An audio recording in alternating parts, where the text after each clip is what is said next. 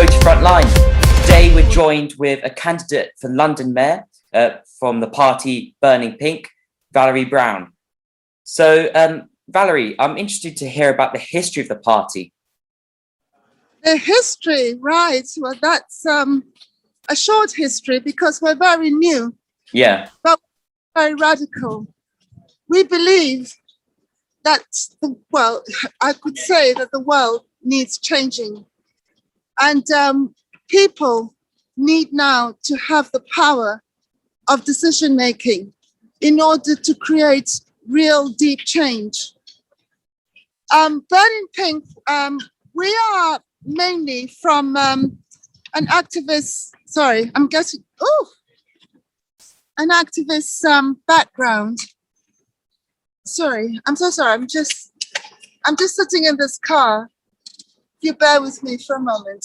Sorry about this. Yeah.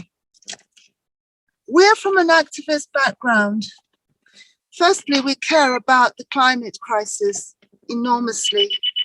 And in a sense, we begun this because we want to bring attention to the grave danger the world is in, the planet is in. Yeah. But we also understand that the pathway to saving or mitigating the climate crisis is also about transformation of our society, our values, especially the economic way, the fundamentally wrong economy of running the world. And certainly when it comes to London, which is very much a city which is controlled by big business, and governments have not always done the right thing by the people. Yeah. The values we have lived under for the last few hundred years has created societies that are disengaged from politics, which means that they're not able to engage in having a say in what happens to us. Burning Pink was set up to address the lies that are told to people, the lack of truth underpinning our society, our governments. Big business has taken over. So our mission is to give power to the people through citizens' assemblies. That's the real democracy, it's true democracy. Yeah. It's forward-looking, it's modern. We have to leave behind the archaic system that has run the world for hundreds of years. So citizens' assemblies is a powerful form of democracy. And that's really what we're about. It's a bit of a long answer. Yeah. But I'm sitting down now and I'm comfortable, so yeah. Yeah, that's great. I'm also interested in any other flaws that you might find in politics. You mentioned the economy, big businesses, lies, and our democracy. Are there any other issues in politics that Burning Pink wants to address? Yes, we're very much about reinstating values that we have lost. We need to bring equality into the equation. We need to take money out of politics. Yeah. We need to constantly engage people in democratic decision making. Only citizens' assemblies can do that, because what politics and politicians do is actually creating a world where people just feel disenchanted by the whole thing. I'm also really concerned about the fact that for the past 30 years, consumerism has taken over. And in a way, it's also affected our minds, and especially young people. One, we've got the climate crisis, which we've got to address as soon as possible in a radical, meaningful way. Also, just how to make people feel that there is meaning in life. There's something to get up for every day, to have some control about how your future, especially young people's future, is being shaped. Yeah. This is so important. And I don't know if you know that, it's not just here we talking about citizens' assemblies. It's already happening around Europe is the most exciting thing that European governments are talking about. It's the future. Yeah. And how would these citizens' assemblies actually work? Well, assemblies of people are chosen by sortition, which means you get a true representation of the demographics of a city, of a country, of communities. This means that everybody has a voice. It's really important that the diversity of a community or a city is represented. It's also changing all the time. It means constant involvement in decision making for the people, especially young people. And as I go around campaigning, I know that my message of citizens' assemblies resonates with young people so much because they have just felt that there is nothing in this for them. Whatever parties are in power, it makes no difference. Young people need to engage in decision making, which affects their lives, their future, every aspect of being a young person in London. And London is a perfect city because it's vibrant, really. And there is an element of a sort of a rebellious spirit that Londoners have. We need to harness that and the diversity. But, you know, I'm a mother and I'm a grandmother. Yeah. You asked me how I got into this. A lot of it is because I looked at the world my grandchildren are growing up in. And some of them are your age, 20, 21. And I could see that the values that they've sort of bought into through the educational system, through advertising, through social media, the culture of the world now, you know, pushed down our throats by big business and governments who don't care, right, is corrupting people. It's taken away from us a sense of purpose, even, and engagement. I didn't want my grandchildren to have to deal with a world like this, especially one where the climate is in collapse. Yeah. So this is the mission. This is what inspires me. How will you make sure that these citizens' assemblies make the change that is needed? You've mentioned the ecological collapse and also any other flaws in politics as well. Yes. Citizens' assemblies, by their nature, first of all, you've got the idea of the sortition, how people are chosen to take part in the assemblies. They're always changing, so new voices can come into it constantly. Everybody's included. The other thing also is that the coming together of people from all different walks of life, different backgrounds, different ages, different sexuality, whatever.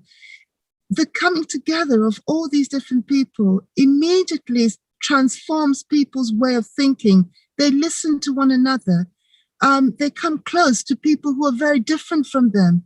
All different opinions. It just creates a situation where people want to make the right decisions because there's a lot more empathy, which is inspired through citizens' assemblies.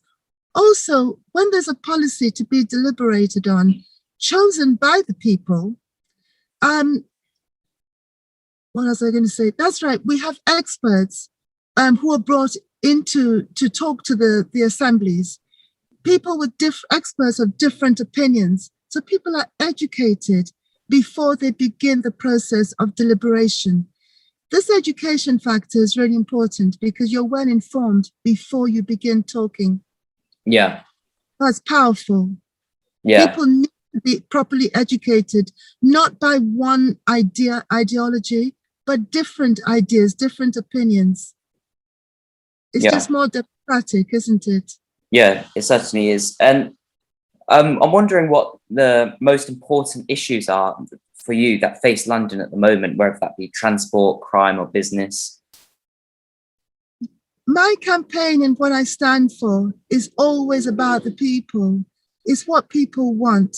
I don't think politicians have paid attention to that. Okay, you know about party politics, their allegiance to the ethos of the party, or their involvement and fundings from big business who actually control the parties. The very fact that we're asking people to get involved in decision making. Sorry, because there's a lot of stuff going on in the background here, sort of just me a little bit. Sorry, could you repeat that question again? What I do think that are the main issues that face London at the moment? Yes. As I've gone around talking to people, it's very clear the things that are concerning people. With young people, it's just absolute apathy about politics and the fact that they feel this, that they have no interest in it. This is so dangerous because if young people don't have the power to make decisions and change the framework of their lives, I mean, I can't see what else there is more important than that. Yeah. So it's not really about what I want, it's what people want. And that is what citizen assemblies are set up for, to listen to the wishes, the desires, the needs of people. The people decide what needs to be done. And that includes you, especially your age group. Yeah. And you mentioned how Burning Pink is a new party, a small party. Would you be an advocate for, on a national basis, more of a proportional representation system to represent more of people's wishes? Campaigning to be Mayor of London for me is one step in the right direction of true democracy. If London can do this, I think the rest of the country will follow. London can be a shining example. And I feel confident that London is, because of the nature of the people, the spirit of the people, because it's so diverse, because, as I said, it has an element. First of all, there are people who really need help, who need to be heard in London. There's a lot of poverty here in London. Yeah. And it's just not right because it's gone on for 200 years or more, and it's just getting worse and worse, right? I think that if London can do this, other parts of the country will follow, and I hope that other cities will follow. But already in Europe, citizens' assemblies is the most exciting thing that people are talking about. It's happening in Germany, in Belgium, Italy's talking about it. In Canada, people are talking about it. It's already being implemented, and it's definitely the future for democracy. And I think that if people feel that, they can be part of decision-making, policy-making, it already engages them. The things that matter to them, they can bring to the table of discussion and decisions. Yeah. You've mentioned already how the party is largely an activist party, and it's been reported that you were arrested at Canary Wharf in an Extinction Rebellion protest. So I'd like to hear your opinion about the importance of protest, and especially in the context of the upcoming police crime and sentencing and courts bill from the government. Yes. Activism and protest is important. First of all, it's important for me personally because I need to, apart from my own beliefs, I need to show people that I am true to my word. Yeah. The things that I think are wrong in the world, that I'm prepared to risk my freedom to address those issues and to bring them out, to make people see what is really going on, the truth that we don't have in our society. The government doesn't tell the truth. I did this action because, fossil fuel industry, as you know, just spells death for humanity. It spells the destruction of civilization, of everything, centuries, what people have put into creating our civilization. And I don't mean, even in terms of art and anything at all that you think about, poetry, novels, literature, just everything we've created, which is wonderful.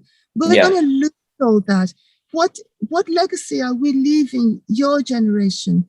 This is fossil fuel industry. And then I found out that HSBC actually fund fossil fuel industries.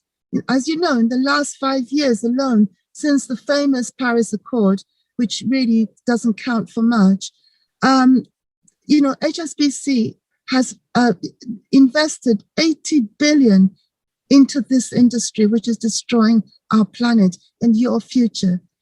It doesn't, it's just hard to find words to describe the evil of it all. It's just disgusting, and it has to be stopped. Governments won't do it, so the people have to take the decision making, so that whatever we do in London, the changes that we make is in total respect to the climate and how we can start to repair the damage that we've done, and certainly not make it worse. Yeah. How would you respond then for people who are perhaps against protests and the disruption it may cause to business in London? The disruption to business, I don't think that protest does that at all. The world is collapsing. Societies are going to collapse. Things are not good, not healthy. Big business is doing this to us, right? Yeah, people don't like it when you protest. I mean, I'm already dealing with death threats and some very vile, vitriolic stuff against me. It's frightening, but I think that if it helps to highlight to ordinary people, and I hope to governments, but I have no faith in governments, but to people, and I have faith in people, to see somebody like me, I'm just an ordinary person prepared to put my freedom on the line for what I believe and desperate changes that we need to make. It's tough. People don't like it, but I hope somewhere down the line, they will go away, talk about it in pubs, in restaurants, in their homes, amongst their families and friends, and ask themselves, why did this woman do this? You know, given my background, given the fact that I'm a grandmother, and all the other women who did this, we only did this because we care. Somebody has to care. Somebody has to show bravery, courage to face the powers that be. That, you know, I hate to use any cliched words, but the point is that it does verge on a sort of an evil to destroy our futures, your future, to destroy the species of animals and everything that is what our planet is dear to us. It sustains our life. So for that not to be the priority is insane, you know. So however much people want to denigrate, you know, protesters and so on, they are doing the right thing. They're putting themselves on the line. And it's a really hard thing to do because the backlash is fierce. But a lot of people understand it. And I hope more and more people like you know, understanding it, will start to turn the tide in our favor. Yeah. And as a quick closing question, Yes. I'm wondering what is the story behind the name Burning Pink? Well, actually, we started off being called Beyond Politics. That was my favorite name. But there was a group of people in Extinction Rebellion who felt that the name or the phrase belonged to Extinction Rebellion. Well, as far as I'm concerned, it's just, you know, a phrase that we actually bought the domain name for. But just for peace, we decided to change the name. Somebody came up with Burning Pink. We wanted to keep the initials BP because, you know, just to be a bit not controversial, but it was sort of stirring up a little bit of a discussion about it. The world is burning, isn't it? But we're also burning in our hearts with passion and fire. And the pink is because I feel, and a lot of people in the party feel, that the world needs to be more feminine. And pink is kind of associated with feminine. Yeah. Well, thank you for joining us, Valerie. And, you know, to give the voice back to the people, vote Burning Pink. So see you next time. Goodbye. Yeah, Valerie for mayor. That's me. Okay. Thank you, Luca.